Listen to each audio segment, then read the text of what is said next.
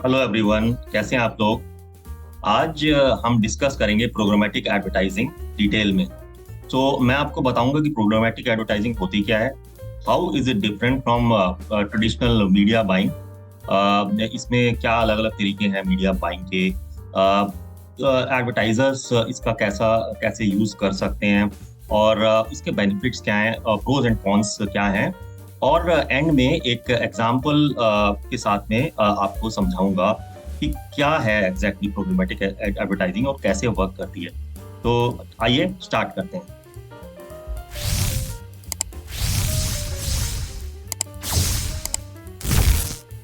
Hello and welcome to this concise course in programmatic advertising.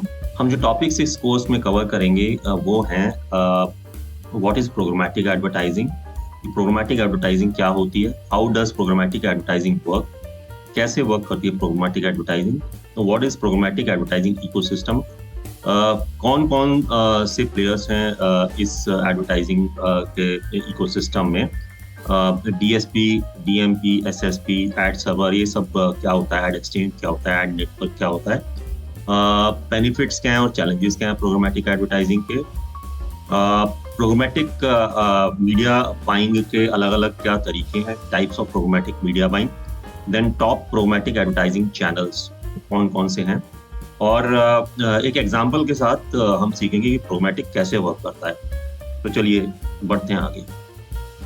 So what is programmatic advertising, programmatic advertising होती क्या है। Programmatic advertising is a method of purchasing digital advertising space in real time using automated technology. तो ये एक तरीका है add inventory purchase करने का रियल टाइम में, और ऑटोमेटेड टेक्नोलॉजी है, इसमें ह्यूमन इंटरफेरेंस नहीं होती है। जब मीडिया बाइंग पहले होती थी, इनफैक्ट अभी भी जो अबाउट 60% जो मीडिया बाइंग है वो नॉर्मल ह्यूमन इंटरफेस से ही होती है। प्रोग्रामेटिक अराउंड 40% है, but it is growing. So programmatic एक ऑटोमेटेड टेक्नोलॉजी है जिससे इन्वेंट्री परचेस की जाती है।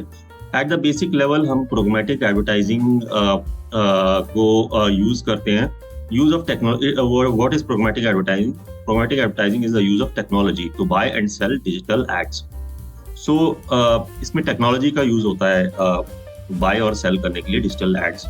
जो भी पहले जिस तरीके से पब्लिशर्स अपनी इन्वेंट्री सेल करते थे, एजेंसीज के पास उनके सेल्स एग्जीक्यूटिव जाते थे, वर्क ऑर्डर दिया जाता था, देन आईओ साइन होता था, या रिलीज ऑर्डर जिसको आप बोलते हैं, वो रिलीज ऑर्डर एजेंसी देती थी पब्लिशर्स को। फिर उसके बाद जाके कैंपेन स्टार्ट होती थी कमिटमेंट के बाद। सो ये प्रोग्रामेटिक एडवर्टाइजिंग टेक्नोलॉजी कैसे डिलीवर करती है इफेक्टिव एड्स। सो इसके दो तरीके हैं। तो programmatic advertising uses workflow automation and machine learning algorithms to deliver the most effective ads to the audiences. So ये वर्कफ्लो ऑटोमेशन क्या होती है, और एल्गोरिथम्स से मशीन लर्निंग एल्गोरिथम्स एआई का यूज करते हुए कैसे डिलीवर करते हैं एड्स अपनी ऑडियंसेस को, ये हम देखेंगे। सो पहले हम समझते हैं वर्कफ्लो ऑटोमेशन होती क्या है। वर्कफ्लो ऑटोमेशन टेक्नोलॉजी है जो स्ट्रीमलाइन करती है सीरीज ऑफ टास्क को, अलग अलग टास्क को स्ट्रीमलाइन करती है एक किसी भी बिजनेस के या ऑर्गेनाइजेशन के, और गोल यही होता है कि सिंप्लीफाई की जाए चीज़ें और वर्कफ्लो ऑप्टिमाइज किया जाए और मैनुअल लेबर को रिड्यूस किया जाए, freeing up time and resources for more important task. So अगर किसी कंपनी में अगर कोई कंपनी अपॉइंटमेंट कर रही है कुछ किन पोजीशंस के लिए, तो उसमें एचआर इन्वॉल्व होता है, ह्यूमन रिसोर्सेज के काफ़ी सारे लोग इन्वॉल्व होते हैं, देन एक्चुअली में मैनेजर्स इन्वॉल्व होते हैं उस पर्टिकुलर फील्ड के। सपोज करिए अगर मार्केटिंग एग्जीक्यूटिव को अपॉइंट करना है तो मार्केटिंग मैनेजर उसमें इन्वॉल्व होंगे और दूसरे लोग इन्वॉल्व होंगे, तो उनका टाइम लगता है, रिसोर्सेज लगते हैं। तो वर्कफ्लो ऑटोमेशन क्या करता है, ये सारा का सारा काम सॉफ्टवेयर से हो जाता है। सिमिलरली प्रोग्रामेटिक एडवर्टाइजिंग में भी पूरा जो इन्वेंट्री बाइंग जो होती है वो सारी की सारी ऑटोमेटेड हो जाती है। अलग अलग सॉफ्टवेयर्स यूज की जाती हैं इसके लिए, and machine learning algorithm use होता है। जो एआई है, आर्टिफिशियल इंटेलिजेंस, इसमें यूज होती है पूरा का पूरा कैंपेन को इम्प्लीमेंट करने के लिए। हाँ, इसमें जो मीडिया वाले जो लोग हैं, मीडिया एग्जेक्टिव कह लीजिए, ऑपरेशंस टीम जो है, वो एक्चुअली उनको डेटा इनपुट तो करना पड़ता है, आइडेंटिफाई करना पड़ता है कि हाँ हमारी ऑडियंस क्या है। सबसे पहले हम डेटा से ही स्टार्ट करते हैं कि हमारी टीजी जो डिफाइंड होती है उसी के बेसिस पे इन्वेंट्री को हम बाय करते हैं। इन्वेंट्री जब मैं बोल रहा हूँ, इन्वेंट्री का मतलब होता है जो इम्प्रेशंस जो चलते हैं, वो इम्प्रेशंस हमें बाय करने पड़ते हैं। ऑडियंसेस हम अलग से डिफाइन कर सकते हैं। हम बहुत सारी ऑडियंसेस होती हैं, first party, second party, third party audiences, और ये सारा entire process is done in real time and completely automated, eliminating the need for manual negotiations and buying. So this allows advertisers to reach their target audience more effectively and efficiently, resulting in a better ROI. So it saves a lot of time बचता है, and then जो भी negotiations होती हैं वो manual negotiations नहीं होती हैं. Everything is written and everything is online. Everything is on record. So it's a foolproof process.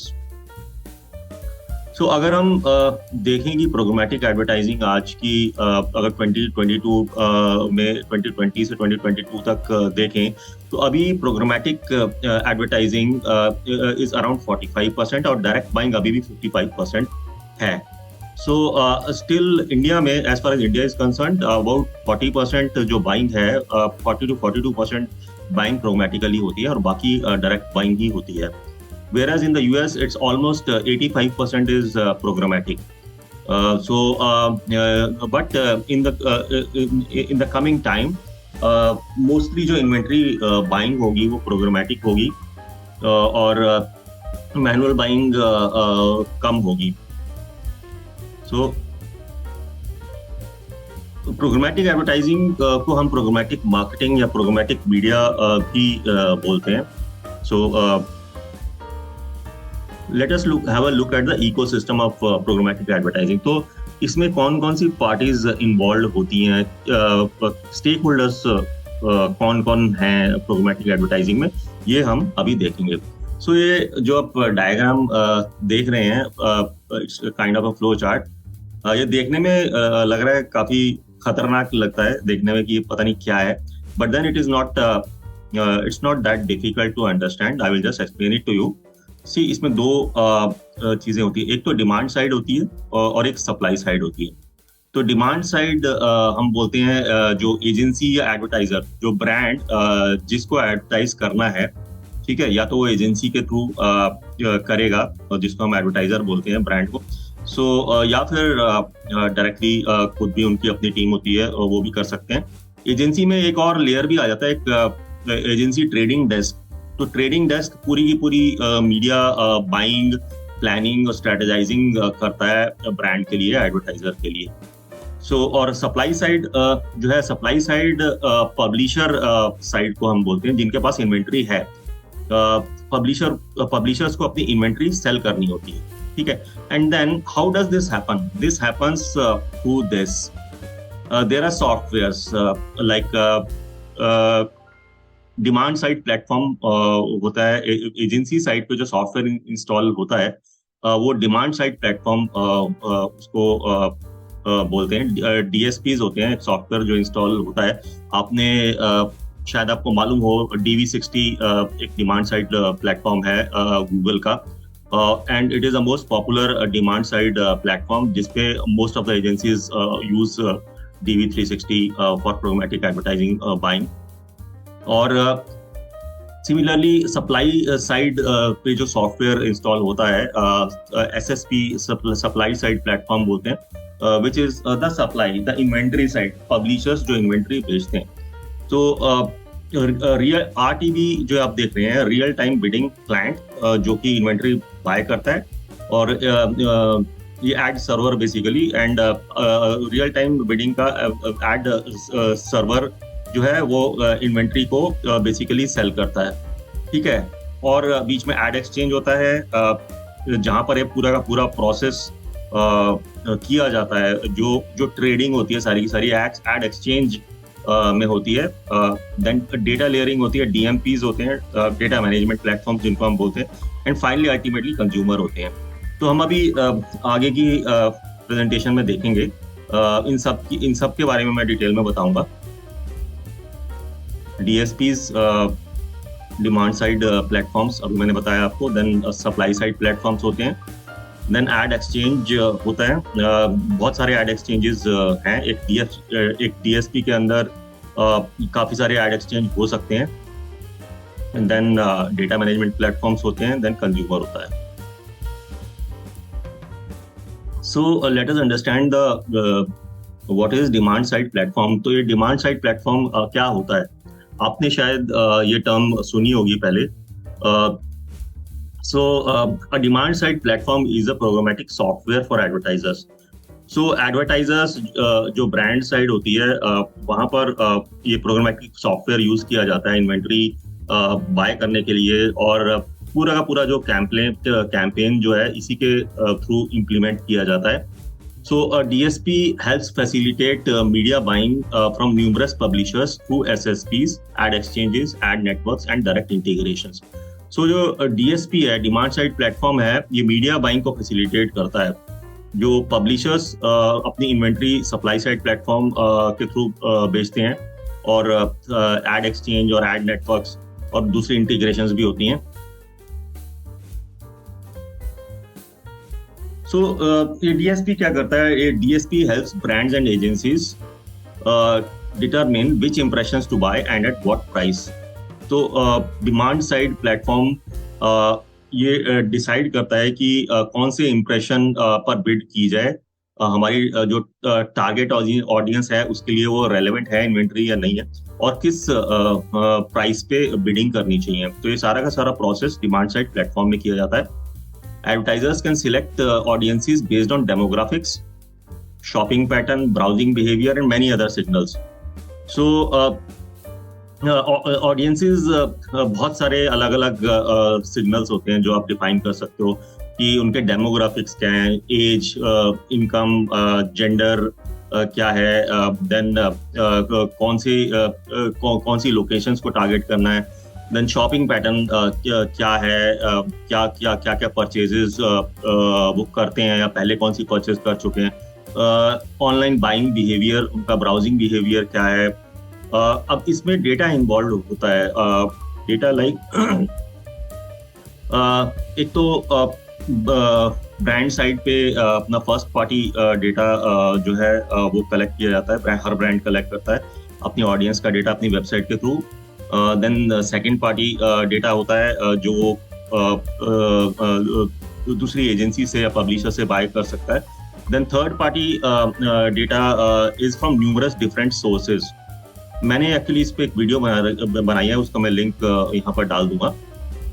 So let's move on. So जो पॉपुलर डिमांड साइड प्लेटफॉर्म्स है, सबसे ज़्यादा पॉपुलर तो DV360 है, which is display and video 360। This is owned by Google. Then Amazon का एक DSP demand side platform है, Amazon DSP जिसको बोलते हैं, अमेजन एडवर्टाइजिंग का।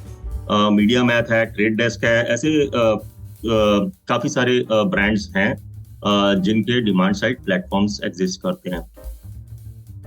अब आते हैं सप्लाई साइड प्लेटफॉर्म में कि सप्लाई साइड प्लेटफॉर्म क्या होता है। सो जस्ट लाइक DSP, ये भी एक सॉफ्टवेयर है पब्लिशर्स के लिए, so to facilitate sale of advertising impression via ad exchange. तो हमने पीछे इस डायग्राम में देखा था कि एड एक्सचेंज के थ्रू सारा का सारा जो ये इन्वेंट्री का जो ट्रेडिंग होती है सारा एड एक्सचेंज में होता है। सप्लाई साइड सेल करती है और डिमांड साइड बाय करती है।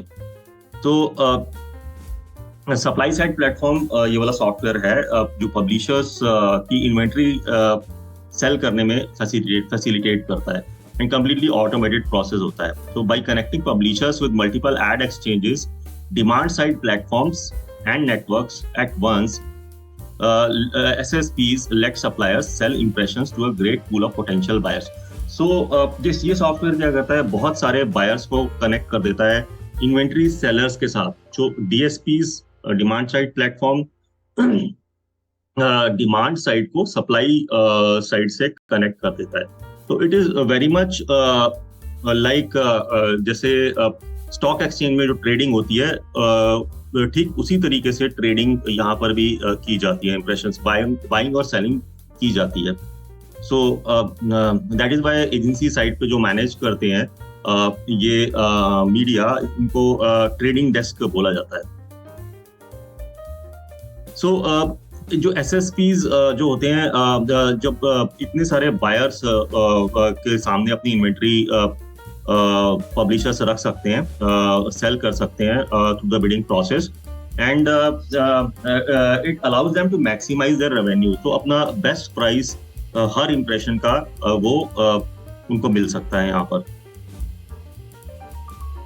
सो बहुत सारी कंपनीज हैं जो इसमें सप्लाई साइड प्लेटफॉर्म्स हैं, like OpenX, AppNexus, Google AdX and PubMatic, Rubicon. ये एक्चुअली ये एड एक्सचेंज भी हैं and then supply side platform भी हैं इन्हीं के, same companies. So programmatic ecosystem में एड एक्सचेंज क्या होता है, अब हम ये देखते हैं.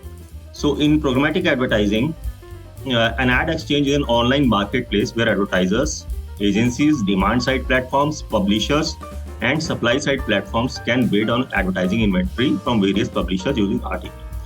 So, RTB is real-time bidding. जो real-time bidding के through programmatic advertising करी जाती है. So, ये जो मार्केट प्लेस है, एड एक्सचेंज क्या है? एक मार्केट प्लेस है जहाँ पर इस सारे के सारे पार्टीज या स्टेक होल्डर्स वहाँ पर एडवर्टाइजर्स को अपना इन्वेंट्री चाहिए अपने एड यूजर्स को दिखाने के लिए, अपनी ऑडियंस को दिखाने के लिए, और वो डिमांड साइड प्लेटफॉर्म्स के थ्रू करते हैं. Then publishers supply side platform पर अपनी इन्वेंट्री के लिए बिड करते हैं. तो प्रोसेस जो होता है वो रियल टाइम बिडिंग का मतलब ये है कि in a fraction of a seconds bids collect होती हैं, अलग अलग डिमांड साइड की जो भी बिड्स लगाई जाती हैं, तो वो उसी समय इन अ फ्रैक्शन ऑफ सेकेंड ये सेल हो जाती है इंप्रेशंस की. तो पब्लिशर को बेस्ट प्राइस मिल जाता है और जो एडवर्टाइजर है या ब्रांड है उसको इन्वेंट्री मिल जाती है, रेलेवेंट इन्वेंट्री जो उनको चाहिए होती है अपनी टारगेट ऑडियंस को टारगेट करने के लिए. So advertisers determine the price by participating in bidding process.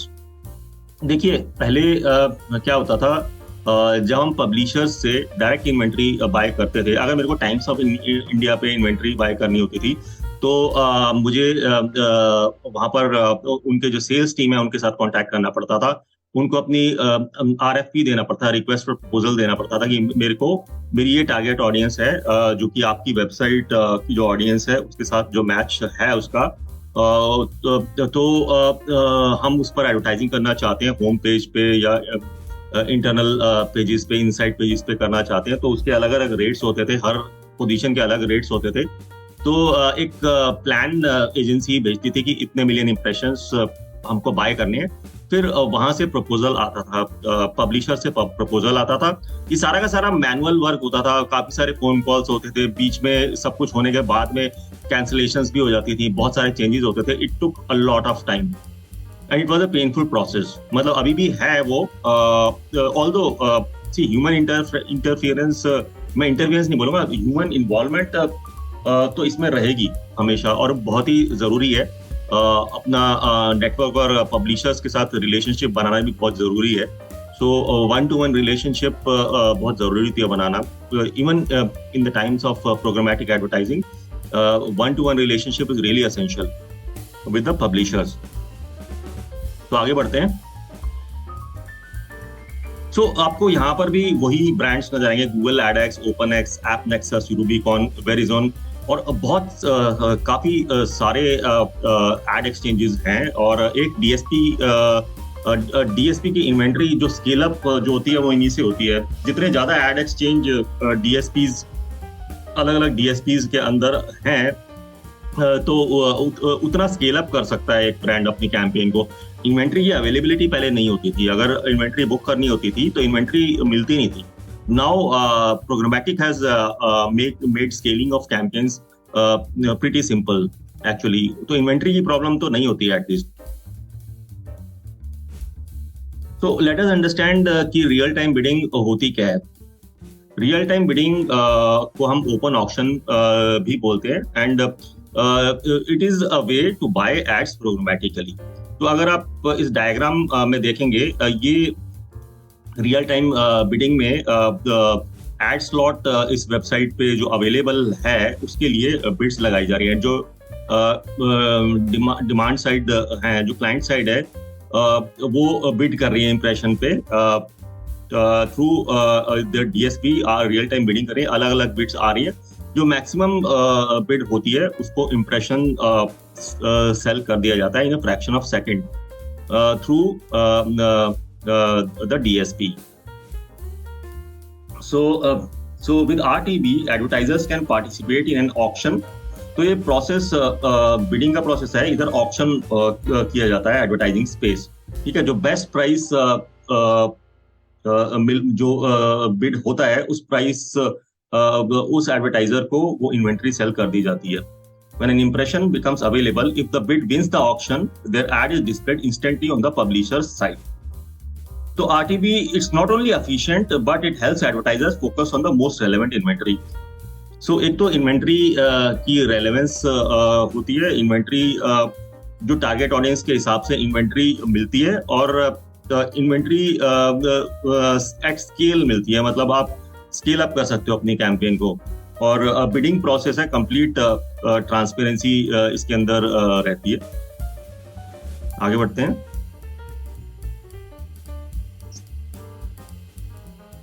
अब ये जो बिडिंग प्रोसेस है, ये एड्स सर्वर्स के थ्रू होता है। There are two bidding process. एक तो हेडर बिडिंग है, which is very popular now. Earlier there was something called waterfall bidding process, ठीक है। इन दोनों को समझते हैं कि ये है क्या। अब इस डायग्राम को आप देखिए, इसमें ये सारे पब्लिशर्स हैं, और यहाँ पर मतलब ये अगर हम क्योंकि हम एड सर्वर की बात कर रहे हैं, तो ये सप्लाई साइड की बात हो रही है, मतलब इनको अपनी इन्वेंट्री सेल करनी है। ये पबमेटिक है, एड एक्सचेंज, क्रिटियो, रूबीकॉन और गूगल एडएक्स हो गया, ये जितने भी हैं, इनको अपनी इन्वेंट्री सेल करनी है। तो इनको basically they are looking for best the highest bid. तो जो बेस्ट बिड होती है उसको बेसिकली इन्वेंट्री उस पे सेल की जा सकती है। तो header bidding is also known as pre-bid, is a programmatic technology in which the bid requests are sent to multiple demand partners. तो ये जो डिमांड पार्टनर्स हैं, एड एक्सचेंजेस जो हैं, वो डिमांड पार्टनर्स हम उनको कहेंगे यहाँ पर, क्योंकि डिमांड वहाँ पर होती है, और इन्वेंट्री जो सेल करते हैं ये सप्लाई साइड सेल करती है, ठीक है। And in real time, helping publishers maximizing yield for their ad inventory and selling it at the highest price. So bid request multiple demand partners की ली जाती है, को bid request भेजी जाती है multiple partners को। तो in real time bidding, publishers maximize yield for ad inventory and sell it at the highest price. तो मैक्सिमम प्राइस पे इन्वेंट्री वो बेच सकते हैं। तो मल्टीपल, अब इसमें क्या होता है, मल्टीपल डिमांड पार्टनर्स को एक ही साथ बिड भेजी जाती है कि ये इन्वेंट्री अवेलेबल है, इसके लिए बिड करिए। तो adding multiple premium buyers creates more competition, pushing demand partners to pay more at the same for the same ad impression. So इसमें क्या होता है, क्योंकि मल्टीपल डिमांड पार्टनर्स को बिड एकदम से बिड ली जाती है, तो उसमें एक तो कंपटीशन तो इंक्रीज होता है, बट इसमें बेस्ट प्राइस भी मिलता है पब्लिशर को। So header bidding also allows publishers to offer premium ad inventory without the risk of underselling it. So एक तो ये header bidding का तरीका है जो इन्वेंट्री सेल करते हैं publishers on various ad servers. Then पहले वाटरफॉल बिडिंग होती थी. अब what is waterfall bidding? Programmatic waterfall, also known as waterfalling और daisy chaining, is a technique for publishers to sell remnant ad inventory. Publishers will try to sell their premium ad inventory via direct deals in early days, which generated more revenue. So जो premium inventory जो publishers की होती है वो तो direct deals के से cell करते थे. जो रिमेनेंट इन्वेंट्री, जो बची हुई इन्वेंट्री होती थी, वो वाटरफॉल बिडिंग प्रोसेस के थ्रू की जाती थी. अब इस वाटरफॉल बिडिंग होती क्या है, अगर हम इस डायग्राम में देखें तो इसमें in programmatic waterfall, SSPs ad networks are ranked based on the average historic performance they had produced for the publishers. So उनकी historic performances देखी जाती थी SSP ad networks की कि historically इनकी कैसी performance रही है, for the publisher के लिए कैसी इनकी performance रही है. So this means that SSP ad networks with the best record of eCPM, fill rate, latency will be at the top. So जिनका रिकॉर्ड अच्छा था eCPM का और fill rate या latency कम थी, वो टॉप पर रहते हैं. उसके बाद the impressions are then passed on from one SSP or ad network to another in sequence until they are sold. तो waterfall auction या हेडर बिडिंग दोनों में एक फ्लोर प्राइस होता है, आपकी मिनिमम प्राइस जिस पे इन्वेंट्री बेची जाएगी. जैसे यहाँ पर $2 फ्लोर प्राइस रखा है. पार्टनर 1 की जो बिड है, रिक्वेस्ट जो थी पार्टनर 1 की $1.5 की बिड है और बिलो फ्लोर बिडिंग है. तो ये रिक्वेस्ट पास आगे हो जाती है पार्टनर 2 को, जिसकी बिड $2.20 की है. पार्टनर 3 की बिड $3 की है. पार्टनर 4 की बिड $2.4 की है. तो इसमें क्या होता है कि जैसे अगर बिड पास ऑन हो गई सेकंड पार्टनर को, 2.20 की बिड है जो कि फ्लोर प्राइस से ऊपर है, तो इसको इन्वेंट्री यहाँ पर मतलब ये बिड जीत जाएगा और ये इन्वेंट्री यहाँ सेल कर पाएगा इस प्रोसेस के दौरान. तो पार्टनर 3 और पार्टनर 4 जो है वो हालांकि उनका बिड प्राइस जो है $3 का और $2.4 का है, जो ज्यादा है, बट देन उनकी बारी नहीं आएगी. सो ये तो एक शॉर्ट कमिंग इसके अंदर थी वाटरफॉल बिडिंग के अंदर, जो कि हेडर बिडिंग इसमें क्या होता है, क्योंकि सारी की सारी जो बिड्स हैं वो इकट्ठी बुलाई जाती हैं. तो मल्टीपल डिमांड पार्टनर से जो बिड रिक्वेस्ट ली जाती हैं उसमें सबको इक्वल चांस मिलता है, और बेस्ट जो बिड होती है वो बेसिकली ऑक्शन में विनिंग बिड होती है.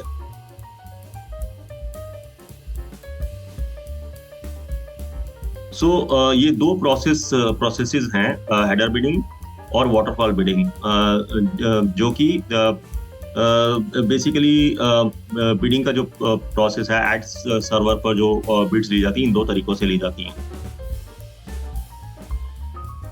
सो प्रोग्रामेटिक एडवर्टाइजिंग में हमने देखा था कि ये इकोसिस्टम का जो डायग्राम मैंने दिखाया था कि डिमांड साइड, सप्लाई साइड होती है.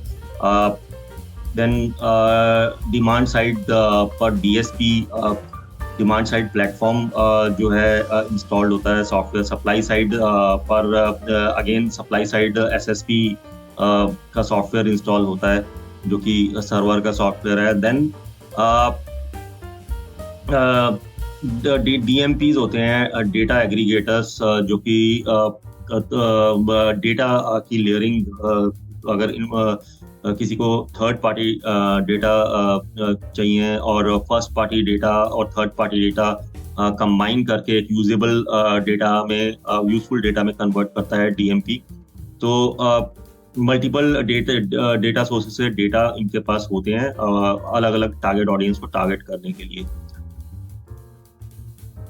फाइनली कंज्यूमर जो डिमांड साइड है, जैसे एजेंसी साइड हो गई, वो परचेज करते हैं इन्वेंट्री। सो प्रोसेस क्या है, ये मैंने आपको बताया था कि आर्टिफिशियल इंटेलिजेंस पावर्ड एल्गोरिथम्स होते हैं जो इवेल्युएट करते हैं ऑडियंसेस को, उनके डेमोग्राफिक डेटा या कुकी डेटा, उनका बिहेवियर के हिसाब से ऑडियंस आइडेंटिफाई की जाती है। एंड देन तो ताकि कहाँ पर एड दिखाया जाए, कहाँ पर रेलिवेंट ऑडियंस मिलेगी, किस पब्लिशर के ऊपर, किस पब्लिशर को एड चलाना चाहिए, कहाँ पर कौन सी वेबसाइट पे ऐड चलना चाहिए, तो वो डिसाइड होता है। Then advertisers use DSP to facilitate the process, ये मैंने आपको बताया था, of ad buying, and DMP to utilise third party user data. तो ब्रांड्स डीएमपी का यूज करते हैं। Brands can merge first and third party data to strengthen targeting capabilities. तो फर्स्ट पार्टी डेटा और थर्ड पार्टी डेटा को combine करके एक usable format में डीएमपी कन्वर्ट करता है, जो कि क्लाइंट्स उसका यूज कर सकते हैं, so that targeting can be improve.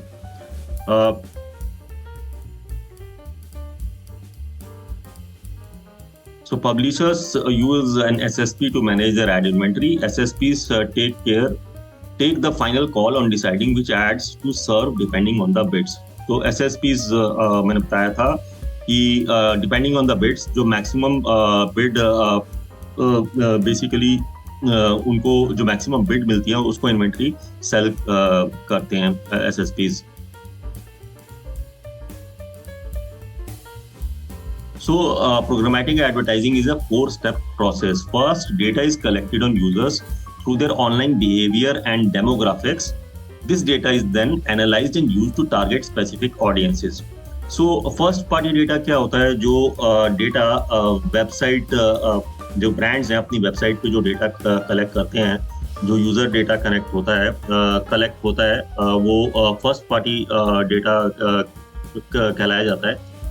In fact website पे या सोशल मीडिया प्लेटफॉर्म्स पे जो डेटा कलेक्ट किया जाता है, ये सारा फर्स्ट पार्टी डेटा है, जो यूजर अपनी मन मर्जी से डेटा वहाँ पर डालता है लॉगिन करते समय, वो सारा फर्स्ट पार्टी डेटा होता है.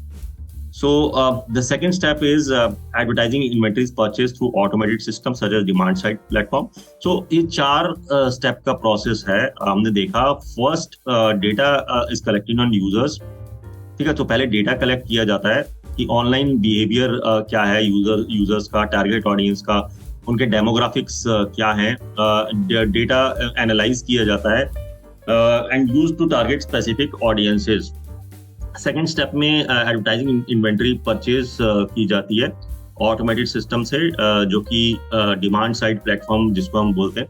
तीसरे स्टेप में delivery of the ad to the target audience through an exchange.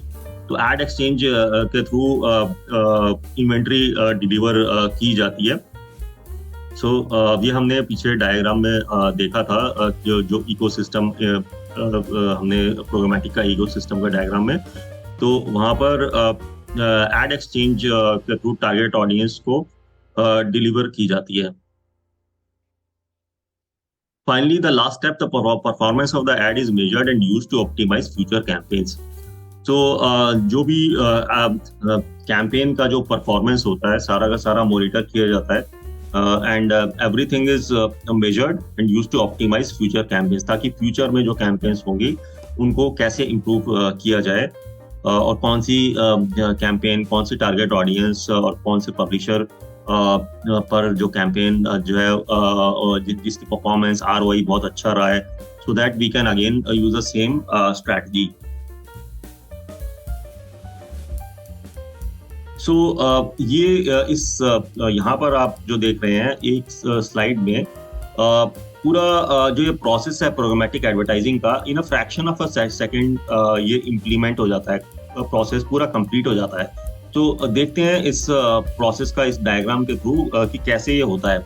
सो सबसे पहले यूजर वेबसाइट पर, पब्लिशर वेबसाइट पर विजिट करता है. फिर website communicates with an ad exchange SSP, जो पब्लिशर साइट पे जो सॉफ्टवेयर इंस्टॉल होता है. Then SSP offers users information to DSP. So SSP user की इंफॉर्मेशन DSP को देता है, डिमांड साइड प्लेटफॉर्म को. एडवर्टाइजर्स जो है जो ब्रांड्स हैं बिड करते हैं थ्रू DSP के थ्रू बिडिंग की जाती है इन्वेंट्री परचेज करने के लिए. जो हाईएस्ट बिडर होता है फाइनली वो बिड जीतता है और एड सर्व हो जाता है, इमीडिएटली हो जाता है within a fraction of a second. So यही प्रोसेस पॉइंट बाय पॉइंट मैंने यहाँ पर समझाया है. When consumers click on publishers website, publishers put an ad impression up for auction. तो जैसे ही यूजर पब्लिशर की वेबसाइट पे आता है तो पब्लिशर एड इंप्रेशन ऑक्शन पे लगा देता है through header bidding and one और मोर SSP, एक या एक से ज्यादा SSP के थ्रू लगा देता है. सो फिर DSP bids on behalf of the advertiser. DSP advertiser के बिहाफ पर बिड करता है उस इंप्रेशन के लिए based on the campaign strategy, जो उनका बजट होता है, कैंपेन की स्ट्रेटजी, उनकी टारगेट ऑडियंस, क्रिएटिव साइज, वो सारे के सारे फैक्टर्स को देखते हुए. और finally publisher automatically assigns impressions to the winning bidder. तो पब्लिशर फाइनली जो जिसकी सबसे ज्यादा बिड होती है जैसे एडवर्टाइजर की थ्रू DSP, उसको इन्वेंट्री सेल कर देता है. So advertiser DSP offering the highest CPM cost per impression, cost per 1000 impressions, वहां पर उसको इम्प्रेशन सेल हो जाता है and ad is instantly served on the website. और इंस्टेंटली एड सर्व किया जाता है उस वेबसाइट पे. So this process looks complicated लगता है, बट एक प्रोसेस प्रैक्टिकली अगर आप इम्प्लीमेंट करेंगे कैंपेन DSP पे, it's a simple process, it's not a complicated process. So आप देखते हैं कि बेनिफिट्स क्या है programmatic advertising. Let's see the benefits of programmatic advertising. एक तो प्रोग्रामेटिक एडवर्टाइजिंग में रीच जो है बहुत ज्यादा बढ़ जाती है. एडवर्टाइजर्स स्केल अप कर सकते हैं अपनी कैंपेन को. मतलब there is no shortage of inventory actually, क्योंकि प्रोग्रामेटिक में हमने देखा है कि काफी सारे एक DSP में काफी सारे एड एक्सचेंज अपनी इन्वेंट्री सेल, काफी सारे एड एक्सचेंज होते हैं और इन्वेंट्री की कोई कमी नहीं होती. वहां पर इन्वेंट्री सेल कर सकते हैं. जो डिमांड साइड है उसको अपनी इन्वेंट्री बेची जा सकती है वहां पर. सो जितने ज्यादा एड एक्सचेंज उसके अंदर होंगे उतनी ज्यादा अवेलेबिलिटी होगी इन्वेंट्री की. So you are in control. One of the most invaluable benefits is the freedom it gives to brands to press pause and make changes to the campaign. So आप campaign को कभी भी campaign में आप changes कर सकते हैं in real time. तो इट्स नॉट दैट कि कैंपेन मतलब एक बार ही लगा दी तो आप चेंजेस नहीं कर सकते. आप चेंजेस कर सकते हैं मिड कैंपेन में भी. So you are in control. So there are endless possibilities. Targeting possibilities काफी ज्यादा अवेलेबल होती हैं. Like previous purchase data customer का अगर है वो उसको देखा जा सकता है. Real time and historic geographical location, geo location का डेटा देखा जा सकता है. ईमेल का डेटा, देन परचेज डेटा देखा जा सकता है कि क्या प्रीवियस परचेजेस रही हैं. उसके हिसाब से टारगेटिंग की जा सकती है. हाउस होल्ड डेटा और कंटेक्चुअल टारगेटिंग की जा सकती है कि अगर पब्लिशर का जो कंटेंट है, कंटेंट का क्या क्या कॉन्टेक्स्ट है, उसके हिसाब से भी इंप्रेशन परचेज किए जा सकते हैं, इन्वेंट्री बाय की जा सकती है. Where the ad appears alongside relevant content. तो actually this is very important because brand safety की जब हम बात करते हैं तो कंटेंट की रेलेवेंसी हमें देखनी पड़ती है. So it can't be like जो आप कहीं भी अपना एड चला दोगे. सो एक्चुअली इनिशियली जब RTV ओपन एक्सचेंज की जब हम बात करते हैं तो कई बार ऐसा होता था कि इन्वेंट्री जो है इनअप्रोप्रिएट प्लेसेस पे चल जाती थी और जहां पर ब्रांड्स नहीं चाहते थे अपनी इन्वेंट्री. एंड देन एक कंफर्मेशन नहीं होती थी कि कहाँ पर इन्वेंट्री चल रही है, ठीक है, विच हैज बीन मोर और लेस रिमूव नाउ। अभी काफी कम होता है because there are lot of possibilities there. खाली ओपन एड एक्सचेंजेस ही नहीं होते हैं, पीएमपीज भी होते हैं, और बहुत सारे तरीके होते हैं इन्वेंट्री बाय करने के अलग अलग जगहों से। सो मैंने अभी ब्रांड सेफ्टी और ट्रांसपेरेंसी की बात करी। With strict measures in place to exclude sites and content deemed unsafe, brands can be confident that they are reaching their intended audience in perfectly acceptable and brand safe environments. So brand safety जो है ये भी एक benefit है काफी। सारे के सारा ब्रांड सेफ एनवायरनमेंट में आप उन्हीं वेबसाइट्स पे या उन्हीं पब्लिशर्स के पे इन्वेंट्री आप बाय कर सकते हैं जो कि ब्रांड सेफ्टी को फॉलो करते हैं। So there is an option in DSP. अगर DV360 भी हम देखें तो वहां पर भी ऑप्शन होता है ब्रांड सेफ्टी का। सो programmatic advertising fulfils objectives galore. सो प्रोग्रामेटिक एडवर्टाइजिंग जो है, क्योंकि उसमें टारगेटिंग पॉसिबिलिटीज इतनी प्रिसाइज होती हैं और हम अपनी टारगेट ऑडियंस को आइडेंटिफाई करते हुए उसी हिसाब से डेटा को इंटीग्रेट करते हुए हम टारगेटिंग करते हैं अपनी कैंपेन की। और तो पर्पस उसका खाली सेल करना ही नहीं होता है। अभी more and more brands are increasingly turning to programmatic to help improve awareness and consideration too. So it's not just for performance marketing campaigns, it's for awareness and consideration also can be increased through programmatic advertising. अब challenges अगर देखें तो क्या क्या हैं इसमें। Actually commoditization का basically ये है कि everyone is playing in the same space and some types of ad supplies may be scarce. तो जैसे जैसे प्रोग्रामेटिक पॉपुलर होगा तो सारे एडवर्टाइजर्स चाहेंगे एडवर्टाइज करना, तो उससे कमोडिटाइजेशन इसकी इन्वेंट्री की बढ़ जाती है। But then programmatic guaranteed is also a way through which inventory can be bought. ये हम देखेंगे आगे। इट्स नॉट जस्ट खाली आरटीबी रियल टाइम बिडिंग के थ्रू ही नहीं होती, गारंटीड इन्वेंट्री भी आप बाय कर सकते हो। जैसे पहले 1-to-1 बेसिस पे हम पब्लिशर से बाय कर सकते थे इन्वेंट्री, वैसे भी बाय की जा सकती है। Then programmatic requires a learning curve. तो ये तो एक चैलेंज है, बट देन एक बहुत स्टीप कर्व तो नहीं है। प्रोग्रामेटिक लर्निंग कर्व शुरू में लगता है, initially it may feel overwhelming. Working with partners, agencies and like अगर Amazon DSP, Amazon Ads directly can help advertisers to ease their foray into programmatic. So this is really important, change in cookie policies.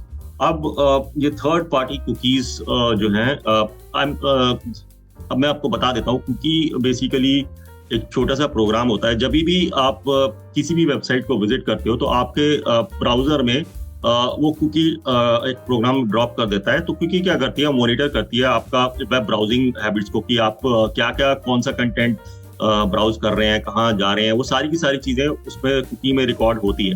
अब cookie से क्या था कि वो basically इधर data के issues आ जाते हैं। लाइक गूगल ने तो अनाउंस कर दिया लाइक 2024 में थर्ड पार्टी कुकीज वो बंद कर देगा अपने ब्राउजर्स पे। तो कुकीज से वो कैप्चर नहीं होगा, डेटा कैप्चर नहीं किया जाएगा, और थर्ड पार्टी कुकीज अलाउ नहीं होंगी इस पर। ओनली फर्स्ट पार्टी डेटा ही खाली साइट्स जो है कैप्चर कर सकती हैं अपने यूजर्स का अपनी साइट्स के ऊपर।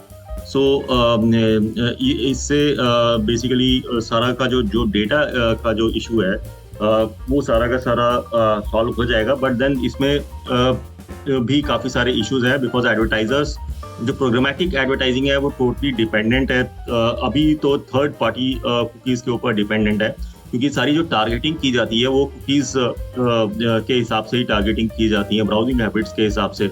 Then now the importance of first party, zero party, and first party data is going to increase tremendously. So हम देखेंगे इसमें एक्चुअली मैंने इस पर एक वीडियो बना रखी है जिसमें zero party data, first party data, second third party data क्या होता है पूरा का पूरा कवर करा है. मैं इस वीडियो में उसका लिंक दे दूंगा. Let's move on. अब कितने टाइप की प्रोग्रामेटिक मीडिया बाइंग होती है ये हम देखते हैं. सी अभी there are 4 types of programmatic media buying: real time bidding, private market place, preferred deals and programmatic deals, programmatic guaranteed.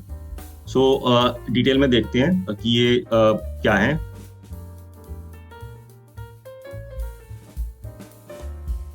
So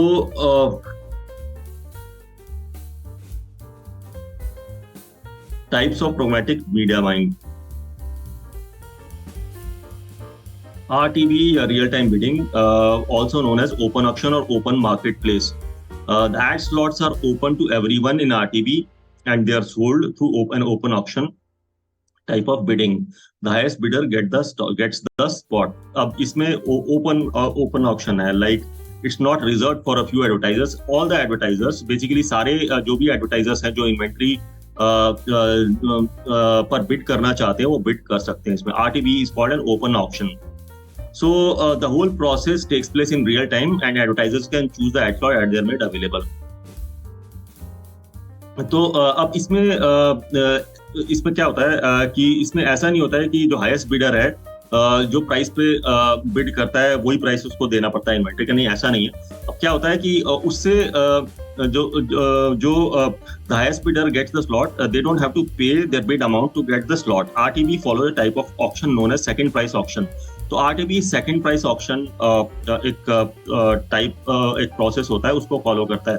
second price auction में जो highest bidder is charge only 0.01% $0.01 more than the second bidder for the slot. Just like अगर Google search में आपने देखा होगा जब bidding वहां पर भी होता है उधर भी इसी तरीके से होता है. तो जो आपने बिड लगाई होती है अगर वो विनिंग बिड है आपको प्राइस इन्वेंट्री का उतना नहीं देना होता है. प्राइस आपको पड़ेगा only $0.01 more than the second bidder. जो सेकंड बिडर होगा उससे $0.01 ज्यादा आपको देने पड़ेंगे. So the second highest bidder is charged slightly more than the third highest bidder and so on. Then another type of media buying is private marketplace or PMP. A private marketplace में क्या होता है? Private marketplace functions in a similar vein as RTB except for the fact that it is available to advertisers on an invite only basis. So private market place में क्या होता है जो publisher अपनी इन्वेंट्री ओपन एक्सचेंज में नहीं बेच रहा है. It's not open for all the advertisers. So वो इनवाइट ओनली बेसिस पर एडवर्टाइजर्स को इन्वेंट्री सेल करता है.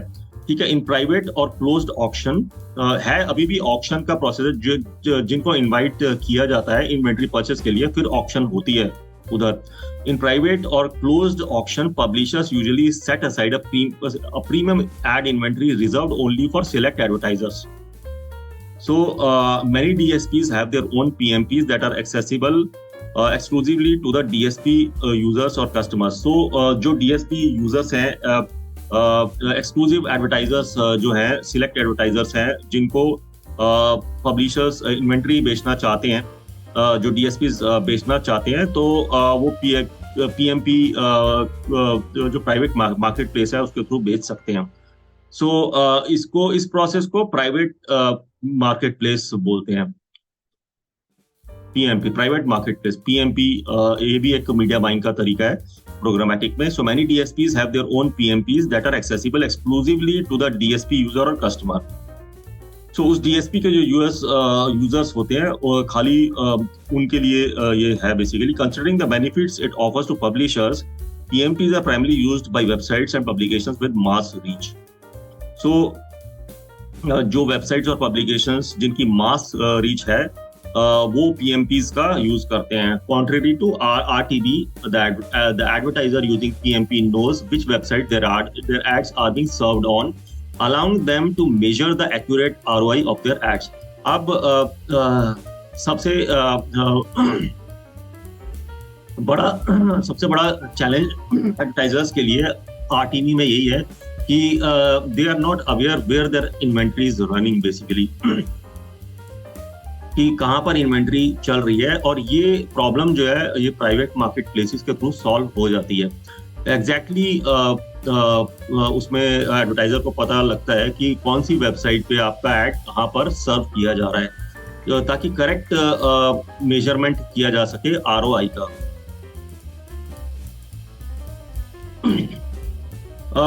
Then we move on to preferred deals. अब preferred deals क्या होती हैं? ये this is another way of programmatic media buying. In preferred deals, advertisers get to choose the ad inventory at a fixed price even before it is made available on marketplaces, private marketplaces, followed by open auctions. अब इसमें preferred deals में क्या होता है? Advertisers को inventory choose करने का मौका दिया जाता है एक फिक्स प्राइस पे, जबकि इवन बिफोर मार्केट प्लेसेस से पहले सेल करने से पहले उस इन्वेंट्री को. Also known as spot buying. The negotiation in preferred deals takes a refined approach as both the parties agree on pricing targeting beforehand. तो इसके अंदर क्या होता है, एक फिक्स प्राइस पे इन्वेंट्री जो है सेल की जाती है एडवर्टाइजर को, और प्रेफर्ड डील्स इनको बोलते हैं. प्राइसिंग डिसाइड होती है, टारगेटिंग, सब चीजें डिसाइड हो जाती हैं पहले ही प्रेफर्ड डील्स में. So advertiser is given a sneak peek of the publishers ad inventory. उनको इन्वेंट्री का बताया जाता है कंप्लीटली कि हाँ यार ये इन्वेंट्री है, and is not bound to make any purchase. But advertiser is not bound, मतलब ये नहीं है कि उसको खरीदनी ही पड़ेगी, अगर वो चाहे तो ना भी खरीदे inventory. Advertisers can use the DSP to understand their audience and determine whether to purchase the ad impression or not. Then finally, programmatic guaranteed. This is the fourth type of media buying जो कि programmatic में होती है. Programmatic guaranteed इसको बोलते हैं. अब programmatic guaranteed में को हम programmatic direct और automated guaranteed भी बोलते हैं. It follows the traditional approach of media buying. जैसे ट्रेडिशनली हम मीडिया बाय करते थे, फिक्स प्राइस पर हम मीडिया बाइंग करते थे कि हमने अगर इतने सीपीएम पर कॉस्ट पर 1000 इम्प्रेशंस पर हमने इन्वेंट्री अगर बाय करनी है तो वो बेसिकली ऑप्शन नहीं होती, हमारा फिक्स्ड प्राइस ही होता है. गारंटीड हम प्रोग्रामेटिक गारंटीड बोलते हैं उसको.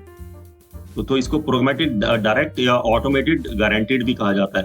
तो ट्रेडिशनल अप्रोच फॉलो करता है मीडिया बाइंग की ये वाला process, and here the advertiser and publisher negotiate the terms on 1-to-1 basis. तो पब्लिशर और एडवर्टाइजर आपस में डिस्कस करते हैं, नेगोशिएट करते हैं 1-to-1 बेसिस पे टर्म्स को कि कितना प्राइसिंग होगा, कितनी इन्वेंट्री होगी, सब चीजें डिसाइड होती हैं. Unlike other media buying types, we looked at programmatic direct doesn't follow a bidding process. तो इधर bidding process नहीं होता, exactly inventory जैसे मैनुअल प्रोसेस में होती है वैसे ही programmatic guaranteed में होती है. तो bidding के कुछ फायदे भी हैं और नुकसान भी हैं. तो इसमें क्या होता है, आपको exactly मालूम होता है कि आपकी जो एडवर्टाइजर है उसके ब्रांड कहाँ पर उसका एड चलेगा, कहाँ पर चलेगा, और इसमें ब्रांड सेफ्टी के इश्यूज नहीं होते हैं. बिल्कुल कंप्लीट ट्रांसपेरेंसी होती है हर एक चीज की, and it is expensive than RTV. Real time RTV और दूसरे बाइंग तरीकों से ये ज्यादा एक्सपेंसिव होता है. So programmatic guaranteed provides advertiser the ability to choose when it comes to an ad inventory, prices, audience targeting, frequency capping. So there is lot of choice, काफी सारी choice होती है एक एडवर्टाइजर के पास programmatic guaranteed में. So automated guaranteed या programmatic guaranteed is used by advertisers that know precisely where to place their ads and have hefty advertising budgets. तो वो एडवर्टाइजर्स गारंटीड इन्वेंट्री बाय करते हैं जिनके पास बजट काफी ज्यादा होता है. बिकॉज प्रोग्रामेटिक गारंटेड सबसे ज़्यादा एक्सपेंसिव है बाकी सब प्रोग्रामेटिक मीडिया बाइंग के तरीकों से। बट देन इसके अपने काफ़ी सारे बेनिफिट्स हैं, जैसे हमने देखा programmatic guaranteed provides advertisers the ability to choose when it comes to an ad inventories डिसाइड कर सकता है, चूज कर सकता है कौन सी इन्वेंट्री कहाँ पर उसको ऐड चलाना है, prices, then audience targeting, frequency capping, ये सारे के सारे बेनिफिट्स भी हैं एडवर्टाइजर को। Now let us move to top programmatic advertising channels. कौन कौन से चैनल्स हैं प्रोग्रामेटिक में? So if you look at this diagram, इसमें हम डिस्प्ले एड्स प्रोग्रामेटिक के थ्रू कर सकते हैं, वीडियो एड्स कर सकते हैं, then we can do social ads, audio ads हैं एंड नेटिव एड्स हैं। डिजिटल आउट ऑफ होम जो कि काफ़ी अभी ग्रो करेगा, अभी इनिशियल नेसेंसी स्टेज पर है ऑलरेडी। सो वहाँ पर भी डिजिटल आउट ऑफ होम पर भी हम प्रोग्रामेटिकली एडवर्टाइजिंग कर सकते हैं, एड्स चला सकते हैं।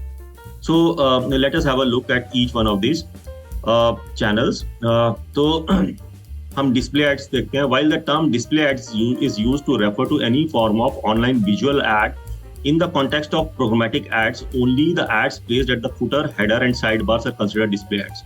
So display ads जो प्रोग्रामेटिक के जो डिस्प्ले एड्स होते हैं वो खाली हेडर में, हेडर जो टॉप का होता है पोजीशन और एक footer at the bottom of the page and then side bars, वही खाली डिस्प्ले एड्स कंसिडर किए जाते हैं। एंड अलग अलग किस्म की आप टारगेटिंग कर सकते हो, लाइक कैटेगरी टारगेटिंग, आप डिस्प्ले बैनर्स एड्स टारगेट कर सकते हो वेबसाइट्स पे, एप्स पे, स्पेसिफिक कैटेगरीज में, जैसे news, business, finance, entertainment, beauty and fashion, health, sports, technology. Then behavioural targeting आप कर सकते हो, थर्ड पार्टी डेटा सोर्सेज और गूगल बिहेवियरल डेटा आप एम्प्लॉय कर सकते हो to target display banners to various user interest segment such as news junkies. जो यूजर बिहेवियर जो है, जैसे कुछ लोग न्यूज को बहुत टाइम न्यूज पर बिताते हैं, एविड इन्वेस्टर्स जिनका इन्वेस्टमेंट में इंटरेस्ट होता है, then movie lovers, value shoppers, fashionistas, hockey fans, technophiles. So अलग अलग तरीके हैं टारगेटिंग के अवेलेबल यहाँ पर। कैटेगरी टारगेटिंग हमने देखा, then behavioural targeting, then contextual targeting में क्या होता है, हम कीवर्ड्स की लिस्ट अपलोड करते हैं and relevant to the business, product और सर्विसेज। एडवर्टाइजर का बिजनेस है, जो प्रोडक्ट्स वो सेल करता है, उसकी रेलेवेंसी के हिसाब से कंटेक्चुअल टारगेटिंग की जाती है। और जो कंटेंट है वो एक्चुअली उधर कीवर्ड्स, कंटेक्चुअल कीवर्ड्स होने चाहिए उस कंटेंट के अंदर, in order to run display banners on the page that contain this contextually relevant keywords. Then display white list होती हैं, डील आईडीज होते हैं। What is a white list? Basically premium website और मोबाइल ऐप्स की curated list होती है white list, जहां पर आप डिस्प्ले ऐड चला सकते हो, which will be relevant to your business, products or services. ठीक है, then bid on this premium inventory via programmatic ad exchanges.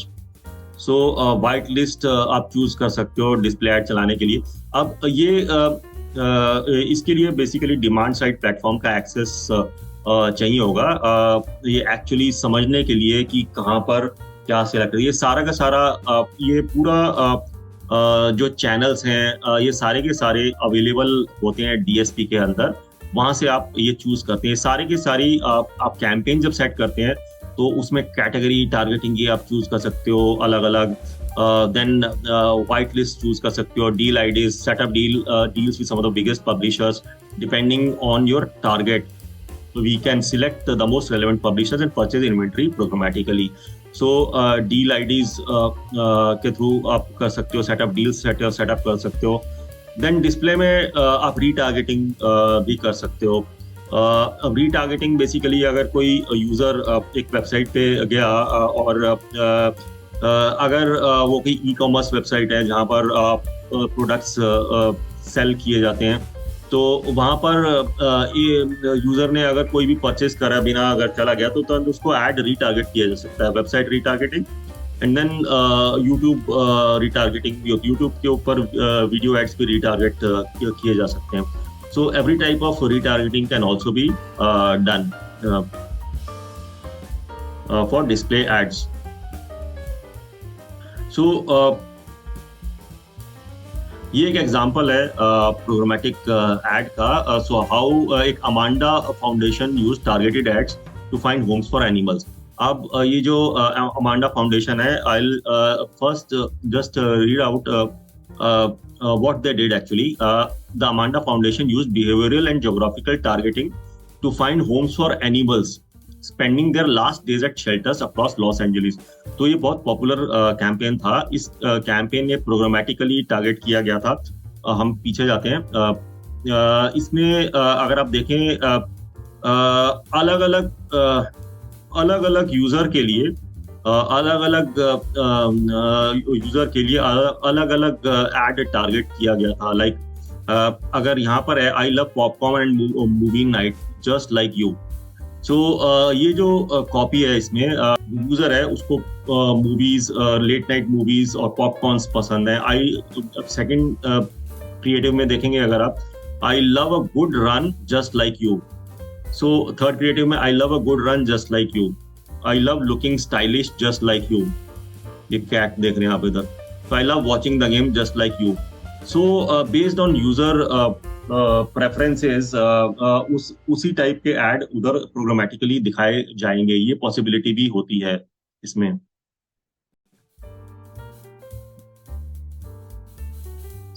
इसमें क्या था, मैं एक बार फिर से पढ़ देता हूँ। The Amanda Foundation use behavioural and geographical targeting to find homes for animals spending their last days at shelters across Los Angeles. So to increase the chances of adoption, the non-profit showed ads to people who were most likely to adopt the particular type of cat or dog. तो अलग अलग add के creative चलाए गए और basically उस अलग अलग किस्म की टारगेट ऑडियंसेस के लिए चलाए गए और क्रिएटिव भी उसी हिसाब से चलाया गया। प्रोग्रामेटिकली उनको सर्व किया गया मोस्ट रेलेवेंट ऑडियंस को रीच करने के लिए। So next we come to video ads. The popularity of programmatic ads continues to grow as video continues to become one of the most preferred mediums of content consumption. तो video ads भी programmatically सर्व किए जाते हैं और video ads में अलग अलग type के वीडियो एड्स हैं। एक तो इन स्ट्रीम एड्स होते हैं, then out stream ads are there, then in display ads और also there. So in stream ads अगर आपने यूट्यूब पर देखे होंगे, इन स्ट्रीम एड्स कंटेंट के स्टार्टिंग में एड आ सकता है, then in the middle of the content the ad can come, then at the end of the content ad can come. So जो प्री रोल एड क्या होते हैं, these ads appear before the video begins to play. जो video start होने से पहले जो play होते हैं वो प्री रोल एड होते हैं। मिड रोल एड्स कौन से होते हैं? Mid roll ads run in the middle of the content. These ads are notorious for interrupting the viewing experience. So mid roll mostly जो एडवर्टाइजर्स है वो प्री रोल एड ही बाय करते हैं। Then post roll appears after the video ends. अब after the video ends उसके बाद तो मोस्टली एडवर्टाइजर्स कम ही एडवर्टाइज करते हैं, because people who are interested in seeing that content are more likely to see the pre roll ads. Then outstream ads. Outstream ads क्या होते हैं? Outstream ads appear between online articles. अब outstream का मतलब ये है कि वो अगर Facebook पर लेट्स से अगर कोई वीडियो एड चल रहा है तो अगर Facebook एडवर्टाइजिंग नेटवर्क जो कि खाली Facebook पर ही एड नहीं दिखाता, कहीं भी उनके नेटवर्क में कहीं भी दिखा सकता है। वैसे गूगल एडवर्टाइजिंग नेटवर्क पे आउटस्ट्रीम एड चल सकता है, आउटस्ट्रीम वीडियो एड चल सकता है। तो these are placed either within the content or show up as pop-up windows, content के बीच में या एज पॉपअप्स ये एड आते हैं वीडियो के। सो इन डिस्प्ले एड्स क्या होते हैं? These ads aren't displayed in the video player but in search results और वीडियो रिकमेंडेशन। तो अगर यूट्यूब पे सर्च रिजल्ट्स आपने देखे हैं या वीडियो रिकमेंडेशन देखा है, वहां पर ये वाले एड्स चलते हैं.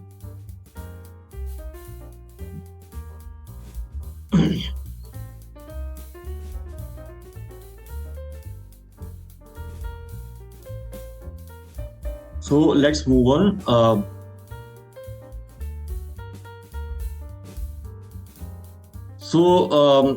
हमने देखा डिस्प्ले एड्स देखे, देन वीडियो एड्स देखे, and now the third type of ads, advertising channel, that is programmatic advertising channel is social ads. अब सोशल एड्स में आपने फेसबुक के ऊपर और दूसरे सोशल मीडिया प्लेटफॉर्म्स पे एड जो देखे हैं, वो एड्स प्रोग्रामेटिकली भी टारगेट किए जा सकते हैं. फेसबुक या जो ट्विटर या इंस्टाग्राम, कहीं भी लिंक्डइन पर भी टारगेट किए जा सकते हैं programmatic social ads. So programmatic social advertisements use this data to decide who will see their ad. So ये बिकॉज प्रोग्रामेटिकली डेटा का यूज किया जाता है, तो टारगेटिंग बहुत प्रिसाइज होती है. इवन अदरवाइज फेसबुक का अपना डेटाबेस बहुत स्ट्रॉन्ग है, and targeting is very precise on Facebook itself. So add format हम प्रोग्रामेटिकली डिसाइड कर सकते हैं, तो क्या कौन से एड फॉर्मेट में एड दिखाया जाएगा. देन आइडियल टाइम डिसाइड हो जाता है. फॉर्मेट की जब बात करते हैं, तो क्या वो एक वीडियो एड होगा, क्या कैरोसेल एड होगा, या फिर लेट्स से इमेजेस का खाली एक सिंगल इमेज का फीड के अंदर ऐड होगा. So this information helps advertisers optimise their ad spend. So ad spend optimisation हो जाती है प्रिसाइज टारगेटिंग जो हम कर सकते हैं. तो then the fourth type of advertising channel is the audio ads. अब audio ads are quite new. In fact audio ads YouTube पर भी अभी अक्टूबर 2022 में स्टार्ट हुए हैं. So it's pretty new, and programmatic audio platforms rely on real time audience data to place ads. तो programmatic जो ऑडियो एड्स जो होते हैं, रियल टाइम ऑडियंस डेटा को मॉनिटर करके एड्स प्लेस करते हैं. एंड अभी प्रेजेंटली मेजरली तो गूगल पे ये एड्स गूगल में स्टार्ट हुए हैं. Then SoundCloud, Pandora and BBC, यहाँ पर भी आपको ऑडियो एड्स देखने को मिलेंगे. So, अब एडिसन रिसर्च ने found that YouTube is the second most popular destination for listening to podcast. अब यूट्यूब पॉडकास्ट के लिए एक बहुत ही पॉपुलर डेस्टिनेशन है. तो मोस्टली जो म्यूजिक लिसनर्स और जो भी वीडियोस वॉच करते हैं और पॉडकास्ट सुनते हैं यूट्यूब के ऊपर, वहाँ पर एडवर्टाइजर्स अपने एड्स सर्व कर सकते हैं, जो ऑडियो एड्स होते हैं. अब now all Google advertisers can reach podcast listeners with audio ads on YouTube. Audio ads are also served to people who listen to music on YouTube. However, there's an option to limit targeting to podcast listeners if that's who you are primarily interested in targeting. So आप audio ads या तो music lovers को target कर सकते हो, या खाली जो पॉडकास्ट में इंटरेस्टेड है उनको भी टारगेट कर सकते हो. सो काफ़ी अनइंट्रूसिव होते हैं audio ads, and on the go you can actually listen to the ads. Let's say अगर आप मेट्रो में जा रहे हैं, तो अब जरूरी नहीं है कि आपको देखने की जरूरत है, आप खाली सुन सकते हैं पॉडकास्ट को. Let's move on. सो अब आते हैं नेटिव एड्स पे. अब नेटिव एड्स बेसिकली उस नेटिव एड्स का बेनिफिट ये होता है कि वो दे मर्ज इन द कंटेंट. जो कंटेंट होता है, जो कॉन्टेक्स्ट, जिस कॉन्टेक्स्ट में वो एड चलता है, वो उसमें जो कंटेंट है, कंटेंट के साथ वो बिल्कुल मैच करते हैं. So native ads follow the form and feel of the medium they are being served on. Unlike programmatic display ads that appear at header, footer, sidebar, programmatic native ads can appear in other locations on web page or app. So native ads का benefit यही है कि content के बीच में चल सकते हैं, unlike display ads जो कि header, footer और sidebars पर ही चल सकते हैं programmatically. So कुछ advantages हैं, ad formats हैं, like in-feed units, जो फीड में चलते हैं, in article ads, paid search units, then recommendation widgets होते हैं, promoted listing, sponsored content. So काफ़ी टाइप के एड फॉर्मेट्स हैं जो नेटिव एड्स में सर्व किए जाते हैं। Then finally we come to digital out of home, DOOH. अभी इसको programmatic digital out of home भी कहा जाता है. So it's also identified as PDOOH. So although programmatic digital out of home may appear a bit inexplicable initially, it follows the same media buying process as RTV and programmatic direct. So digital out of home भी आप demand side platform like TV360 से आप inventory bye कर सकते हो digital out of home की। और let's say अगर गूगल पर इन्वेंट्री आपको बाय करनी है तो आप वो भी कर सकते हो। तो अब आउट ऑफ होम की इन्वेंट्री भी आप बाय कर सकते हो वहां से, DSP से, TV360 से। Now let's understand programmatic advertising with help of an example. एक एग्जाम्पल के साथ समझते हैं प्रोग्रामेटिक एडवर्टाइजिंग रियल लाइफ में कैसे वर्क करती है। A car manufacturer wants to promote their new electric car model through a programmatic display campaign. They create a campaign in a demand-side platform, DSP, such as DV360, and set their targeting criteria to reach users who are in the market for a new car, have shown interest in electric cars, and have a high income. They create a campaign in a demand-side platform, DSP, such as DV360, and set their targeting criteria to reach users who are in the market for a new car, have shown interest in electric cars, and have a high income. The car manufacturer sets a budget for their campaign and bids on ad inventory that matches their targeting criteria.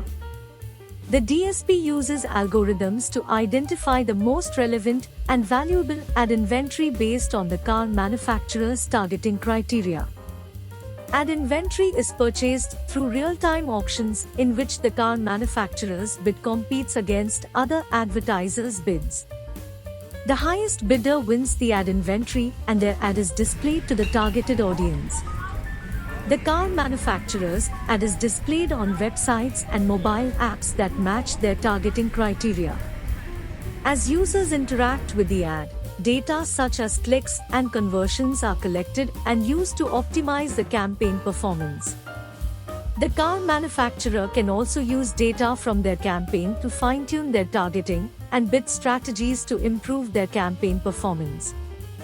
In this example, the car manufacturer is able to reach their target audience in real time and at scale, while also collecting valuable data that can be used to optimize their campaign performance. It's worth mentioning that programmatic advertising is not limited to display ads. It also includes video and audio ads, and it can be used to buy and sell ads across different types of platforms such as web, mobile, OTT, and more. So, there you have it, a complete guide to programmatic advertising. Whether you are a seasoned pro or a beginner, I hope this video has provided you with a deeper understanding of programmatic advertising and how it works. Thanks for watching, and we will see you in the next video.